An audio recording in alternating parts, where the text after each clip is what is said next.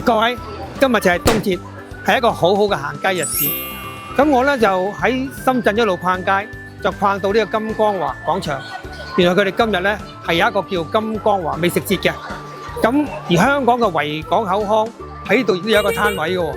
原來係主辦單位咧係邀請佢哋嚟做一個牙科健康諮詢講座嘅。咁聽講話咧，仲有呢個醫護人員咧做棉花糖啦、煮湯圓啦咁樣嘅。咁我哋大家一齊睇睇。睇下佢哋個攤位擺成點啊！各位，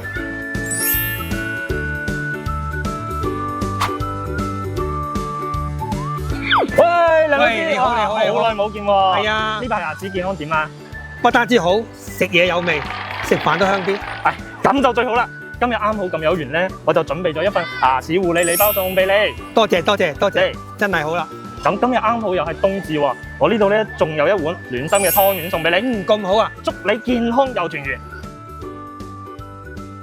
OK，真係正喎。嗱，咁我而家咧就企喺維港嘅counter面前，亦都希望大家有一副好嘅牙齒、健康嘅心態，開開心心咁同家人共度冬節。多謝各位。